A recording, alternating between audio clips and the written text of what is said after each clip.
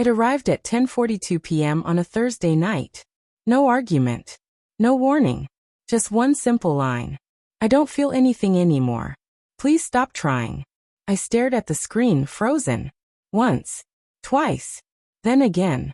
You'd think after 9 years of marriage, something that final, something that important, would come face to face, maybe after a long night of fighting, maybe with tears. But this? A cold, impersonal message. And that was it. Allison was brushing her teeth when it came in. She walked by me like I was air. No eye contact, no pause. Straight into the guest room. The one she'd been using more often lately. The door clicked shut behind her. Lights off. Silence. I didn't chase her. Didn't ask what she meant. I didn't reply. I just sat on the edge of the bed. Phone still in my hand. And something inside me went still. It wasn't panic. It wasn't heartbreak. It was this eerie, numbing calm. Like a fuse quietly burning out. Looking back now, the signs had been there for a while. We hadn't really spoken in weeks. Sure, the logistics of life were still exchanged. Groceries, bills, dinner plans. But her eyes didn't meet mine the same way. She used to laugh at the dumb things I said. Now they barely earned a blink. She used to lean into me at night. Recently, she clung to the edge of the bed like she couldn't stand being close. I chalked it up to stress. Life gets busy. Couples go through slumps, right? I kept telling myself it was temporary. Until that text. There was no ambiguity in it. No plea for help. No invitation for a conversation. It was done. Final. Like someone gently closing a book they'd finished reading. I could have knocked on that guest room door. Could have demanded an explanation. But something held me back. Some quiet part of me needed to understand what was really going on first. So I waited. Watched. The next morning, she behaved like nothing had happened. She poured herself coffee. Scrolled through her phone. Reminded me not to forget the trash. She even wore heels that had been collecting dust for months. Not a single word about the message. Not even a glance in my direction. Like we were still functioning, still running our lives side by side, just without the partnership. I just nodded. Stayed silent. That weekend, she mentioned a company offsite. Strategy meetings. 2 nights at a hotel. I didn't ask questions. Just watched her pack. Noticed the red dress she carefully folded into her bag. The kind meant to be seen, not worn under conference room lights. By Sunday, I had a mental checklist building. Her routines had shifted. She came home later. Her phone, once left charging on the kitchen counter, now rarely left her hand. And then the name popped up, John. She said it casually once over dinner. John from marketing says that client's a nightmare. I remember asking, new guy? She just sipped her wine and said, yeah, tall, smart. That was all. But the name stuck. A few nights later, I saw her outside, barefoot in the backyard, talking on the phone, laughing softly, playing with the grass beneath her toes like a teenager sneaking out past curfew. She didn't know I was upstairs, watching through the window. Then Friday came. I ran into Priya, one of her co-workers at the store. Small talk turned unexpected. Tell Allison I loved her dress the other night. That gallery opening was stunning. I blinked. Gallery. Yeah. She and John came a bit late, but it was a great night. That was the same evening she said she was stuck at work. Late calls, urgent reports. That's when I stopped guessing. But still, I didn't confront her. No shouting match. No tears. If she thought I was clueless, she was wrong. I wanted to be sure. Then 2 weeks later, the chance came. She left her phone unattended on the nightstand, something she never did anymore. She was in the shower. And I don't know what came over me, but I picked it up. She changed her passcode a while ago, probably assuming I hadn't noticed. But I had, weeks ago, just a glance over her shoulder. I unlocked it. Messages were already open. It was him. No flirting. No small talk. Just truths that hurt like blades. I wish I could have stayed longer last night. You looked incredible. Her reply, I hated going home. Then his. Then stop haunting the place. She responded with a laughing emoji. I kept scrolling. Found the photos. Dimly lit but unmistakable. Her in that red dress. His hand at her waist. Another shot, lips locked in a hallway. I took screenshots of it all. Every message. Every image. Sent them to myself. Deleted the evidence. Placed her phone right back where she'd left it. She stepped out of the bathroom a few minutes later, towel in her hair, walking past me like always. Straight into the guest room.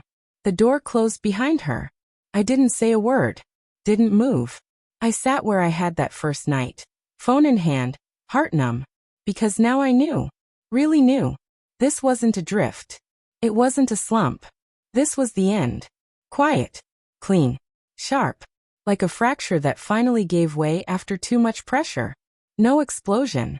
Just silence and truth. She had already left me. Not in body, but in spirit. Whatever spark once bound us had dimmed, replaced by the version of her that John had awakened. Someone I no longer recognized. Maybe she hated me now. Or pitied me. Or just stopped caring. Whatever it was, I wasn't going to keep chasing ghosts. The next morning, I went for a long run before the sun was up. By noon, I'd scheduled a meeting with a divorce attorney. During lunch, I scrolled through apartment listings and quietly started sorting our finances in a spreadsheet. No dramatic arguments, no shouting. Just the slow and steady unraveling of what used to be us. If she could betray me and smile through it, I could leave without saying goodbye. I didn't move out immediately. I wanted to do things neatly, on my terms. So I stopped asking questions. Stopped checking in on her.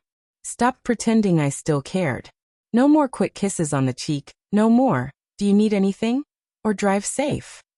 I pulled back quietly, completely. She noticed, but it took time. One morning, she looked up from her coffee and said, "You've been really quiet." I gave a faint smile and said, "Just giving you space." After that, I threw myself into the gym, tightened my diet, dropped 8 pounds without ever mentioning it. I bought better clothes, stayed out late, sometimes working, sometimes not. I wasn't sneaking around. I was resetting. One evening, she came home holding a takeout bag, our usual Friday night order. "Got your favorite," she said. I didn't even glance up. "Already ate," I replied. Her hand hesitated in the air. Then she slowly set the bag on the counter. Right. We were strangers sharing space. No longer partners, barely roommates. Then one night, her friend Naomi showed up. They hadn't hung out in months. The two of them sat on the couch with wine, whispering like they were back in high school. I nodded at Naomi as I walked past to the kitchen. On my way out, I caught just a snippet of their conversation. Naomi asked, "Have you told him yet?" Allison laughed quietly. "What's there to tell? He's already halfway gone." Naomi hesitated, then said, "Still, he's your husband." Allison shrugged. "For now." Those 2 words hit harder than I expected. But I didn't react. I went upstairs, opened my laptop, and finalized the lease on the short-term apartment I'd been eyeing. That night, I heard them laughing again. Whatever was funny, it didn't matter. I was already mentally packing my bags. If she thought I'd just stay and watch her rewrite history, she never really knew who she married. I hadn't planned to cross paths with him. But fate has its ways. It happened at a client event. A Thursday evening, overly lit ballroom, cheap canapes, too much fake conversation. I turned toward the food table and there he was. John. Dressed sharp in a navy jacket, nursing a whiskey like he owned the place. I recognized him from the photos on her phone. I walked up and offered my hand. "John, right?" I said casually. "Michael. Allison's husband."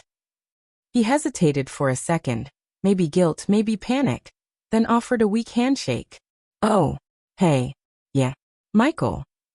I didn't show any reaction. I wasn't ready to play that hand yet.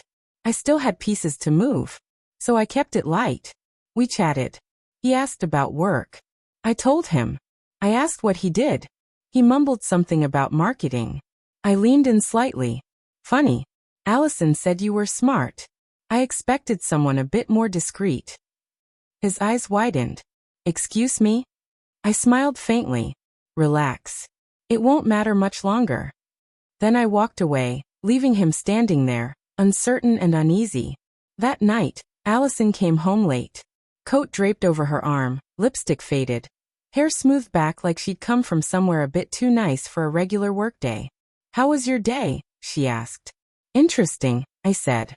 "Work?" she asked. "Kind of," I replied. "I ran into John." She froze in the hallway. I added, "Small world." He looked surprised. She stammered, "I didn't know he'd be there." I nodded. "Doesn't matter." She didn't say anything more. For once, she was out of lines. I walked into the kitchen. She called after me, trying to sound light. "Are you okay?" I didn't turn around. "Better than you'd think." After that, she didn't mention him again. But something shifted. She watched me more closely, paid attention to what time I came home, where I went, whether my wedding ring was still on. It wasn't. I'd taken it off the morning after that event. 3 days later, she walked into the kitchen while I was making eggs, arms crossed, leaning against the counter. "You've changed," she said. I nodded. "I know." Her tone softened. "Are you seeing someone?" I turned to face her. "Do you really want to talk about other people right now?" She blinked, caught off guard. I don't know what's happening." I set the spatula down. "Let me help you understand." I went into the study and returned with 2 folders. I handed her the first, screenshots of her texts with John, the ones where she called me a ghost, where he told her to stop letting me haunt the place. Below that, the photos, her and John in a hotel hallway kissing. She looked at them as if she couldn't quite process the language. "You went through my phone," she said, barely audible. I shook my head. "No. I just stopped ignoring what was right in front of me. You left a trail, Allison." I followed it. Before she could respond, I handed her the second folder. Divorce papers. Her hands trembled as she flipped through them. "So now what?" she whispered. "You want to fight?" I shook my head. "No need. Everything's already in motion. All that's left is your signature." I packed a small bag and walked out. No dramatic goodbye. No speech. I drove straight to the apartment I'd already secured. That same afternoon, I created a new email account. I attached the screenshots, the photos, the timeline of their affair, and sent it to HR at her workplace. By the end of the week, they both lost their jobs. 2 weeks later, John left her. Said it was too much. He moved out of state. Just like that, clean break. She was alone. Eventually, she reached out. "One message, can we talk?" Just once. I didn't respond at first. But eventually, I agreed. Not out of anger, not to rekindle anything. I just wanted to hear the version of the story she was telling herself. We met at a downtown cafe. She wore a blazer and sunglasses she never removed. She looked like someone trying hard to hold themselves together. "I miss you," she said. I nodded. "Okay. I made a mistake." "No," I said. "You made several." Tears welled in her eyes. "It didn't mean anything." "You crossed the line, Allison. And it did mean something." She looked away. "I thought you'd forgive me. Give me a chance to make it right." I shook my head. "You weren't trying to make anything right. You were just hoping I wouldn't say anything while you set fire to everything we built." She didn't respond. "You wanted freedom," I said. "Now you have it." Her voice cracked. "I didn't think you'd actually leave. That was your mistake." She reached out to touch my hand. I didn't move. "I'm sorry," she whispered. "I believe you," I said softly. "But it doesn't change a thing." Then I stood up, looked her in the eye. "Take care of yourself, Allison." And I walked away.